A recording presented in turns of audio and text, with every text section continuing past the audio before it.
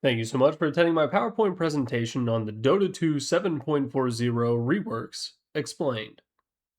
Now first, we're going to be talking about Lone Druid, and let me just be transparent and upfront with you, if I wind up not liking this patch, this hero is probably going to be the reason why. He has by far the most patch notes of any hero in this update, but if you're anything like me, your eyes will immediately snap to the point that Entangle is now a point-targeted basic ability on Lone Druid himself. When used, any enemy heroes that are hit by it will have 2 stacks of Entangle immediately applied to them. Then, every single hit from the bear counts as an additional stack, and when you hit 5, you will be rooted for up to 2.4 seconds, taking about 250 magic damage in the process. That's right, Entangle is now a guaranteed root ability, similar to Slardar Bash of all things. It also now pierces debuff immunity, which for a long time was the only real downside to what is an insane on-hit effect. To make matters worse, using Entangle on the hero will also give LD's attacks Entangle stack applications. And this also plays into his Aghanim Scepter, which makes it so that you are not protected from getting new Entangle stacks put upon you while you are rooted by the ability. And note that the bear also has 4.5 agility gain, meaning that it will get a ton of attack speed later on in the match.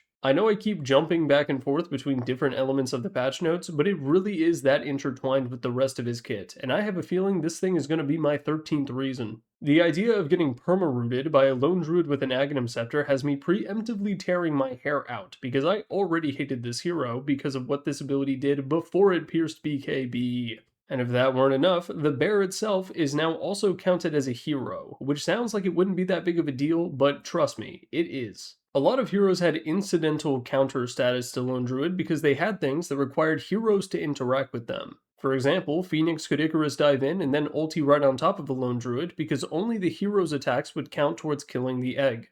Now, the bear, which again has a ridiculous amount of attack speed growth, can also click the egg down. Another side effect of its previous status is that you could use certain skill shots through the bear in order to hit Lone Druid himself, like Mars Spear or Slark Pounce. Now, all of those abilities will be blocked by the bear. Well, I guess you can buy Shard on Mars, but you get the idea. Still, there are some downsides to being a hero, such as being able to be targeted by Duel from Legion Commander or Sundered by Terrorblade. But overall, I expect Lone Druid to be an absolute problem this patch, and I am so not looking forward to it.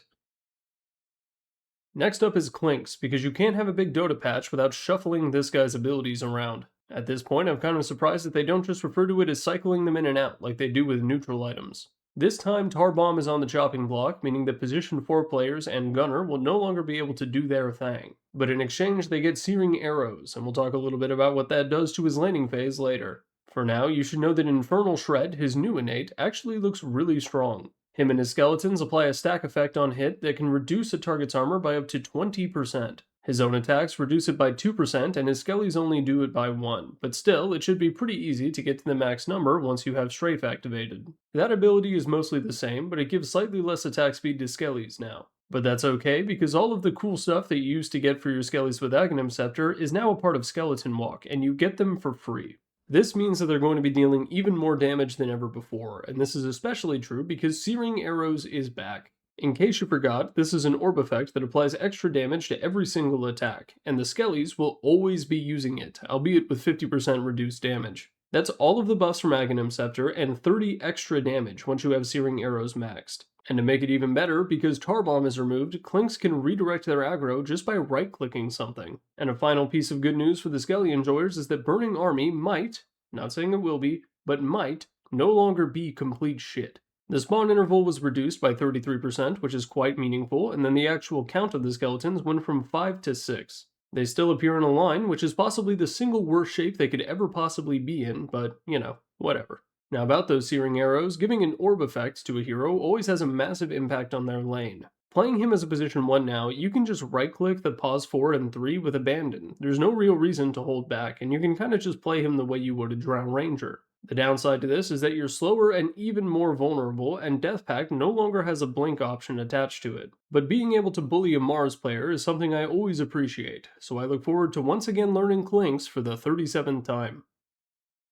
Real quick, if you'd like to help support the channel, I have a Patreon linked in the description. The gambling company did not forget about me, and they have once again entered my Discord DMs, further informing me that they don't actually watch any of my videos. I encourage you to give it a look, and if you're already part of the Patreon, thank you very much for your continued support. Next up is Spectre, another hero whose patch notes look like a James Joyce novel. The biggest change, and one that I was completely not expecting, is that Spectre is no longer the only dedicated universal carry, because she's no longer a universal hero at all. She's been reverted to an agility hero and got absolutely nothing in compensation for her base stats or stat growth, which I don't feel too good about. You'll probably go the exact same item build as before, and the only changes you'll make are not because of her agility status, but because of her reshuffled abilities. First, the good news. Haunt is back, meaning that the late game potential of this hero is once again a default.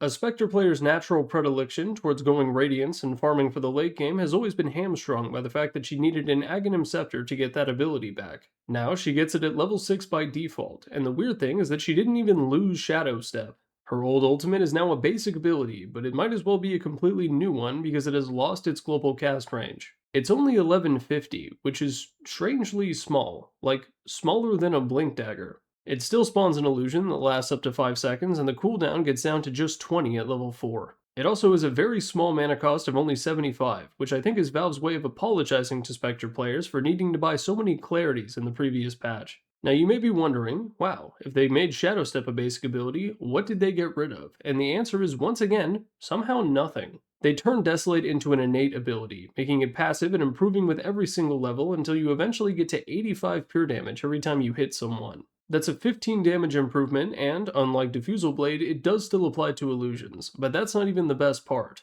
That would be the fact that your old innate, which made it impossible to block your own lane creeps, is gone. Sure, your pathfinding might be a little bit more difficult now that you've lost permanent phase movement, but if you want my personal opinion, I have 3 things to say.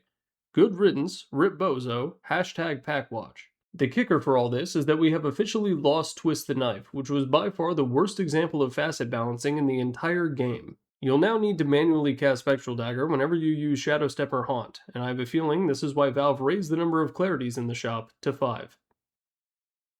And now for Slark, who effectively got the Shadow Fiend treatment by taking away something really important and replacing it with something that fucking sucks. The quick rundown is that Slark's Essence Shift is now an innate, so you can immediately begin making offlane players regret hitting the play button as soon as the creeps meet. In addition, the old Pounce facet is now a part of the base kit, meaning that it grants shift stacks right on contact. All of that sounds really good, and it may make you think that Slark is going to be the absolute terror of this patch, but notably, his old innate is now gone. Slark's innate regen is now tied to his ultimate, meaning that in the lane he can no longer tank harassment for free. He's going to have to play very aggressively in the lane in order to take advantage of all these things, but if the offlaner is able to deal any damage back, he's not going to be able to duck into the trees and then pretend it didn't happen. It really reinforces his character identity in the lane, and I'm starting to think that going Pounce at level 1 might actually be the move. But that idea is not what Slark players are going to be thinking about. Instead, they're going to be thinking about their new ability called Salty Shiv. This ability is an on-hit effect that gives Slark the ability to steal movement speed and regen from whoever he hits. It does have a steal duration and a cooldown that doesn't even overlap until the ability is at level 3, making it pretty much useless until you have 4 points in it. It's not breakable, has no stack limit, ignores attack backswing, and because it's an on-hit effect, he can manually cast it in order to deal damage without aggroing any of the lane creeps. Stealing 6% of health regen is a very strange thing to do, but it will give him a bit of a niche as an anti-regen character. Necrophos, Alchemist, Huskar, heroes like that, but 6% also isn't that much, and he's going to have to wait 4 seconds in order to get another stack of it. While the impact that all of these changes have in the lane is very clear, what they will do later on is sort of suspect and yet to be determined.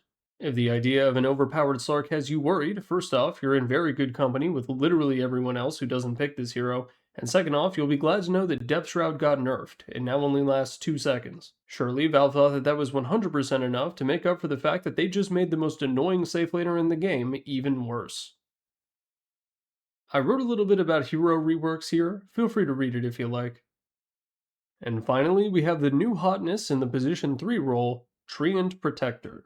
First, we're going to start with Nature's Guise. He is still able to walk through trees just as before, but it now can be activated in order to make him invis without buying an Aghanim Shard. It has a fat cooldown that eventually gets pretty low as it's reduced by every single level, and you don't get the root when you punch out of it. But hey, free invis is free invis. Nature's Grasp got a number buff but lost the bonus it gets from touching a tree, and Leech Seed is completely reworked. Just like Slark, Valve has given another melee hero an auto-cast attack modifier. Every 6 seconds, Treant Protector is able to make his lane opponent boy preckers, even if they're a girl, and after a brief second, the baby will be born, healing all of Treant's allies in a radius around the victim. It's a simple rework that definitely changes how the ability is used, encouraging Treant Protectors to right-click, which is something that they totally weren't doing before. But just to really drive the point home, Valve gave a new Aghanim Scepter to Treant that is absolutely hilarious. Whenever he casts his ultimate, Treant Protector's strength now doubles, which also makes him huge. He has a flat movement speed of 345, phase movement, and his attack now becomes a splash for 60% of the damage around his primary target. Don't think of it as cleave, it's basically just a gunpowder gauntlet that goes off on every hit.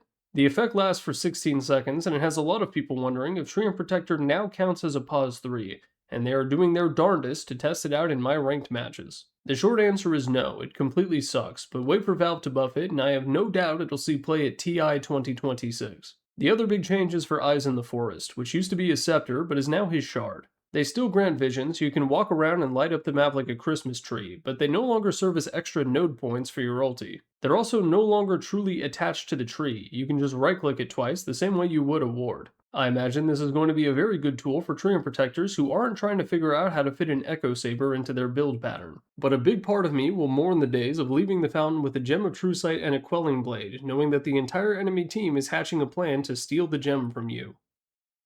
In conclusion, 7.40 is wacky, and you should absolutely play it. Not a lot of people know this, but there's actually an in-lore explanation for why Clinkz gets reworked so often. It's because Valve is trying to slowly replace all of the bones in his skeleton in order to prevent him from burning to death, but from what we can tell, it's really only making it worse. Peace on planet Earth.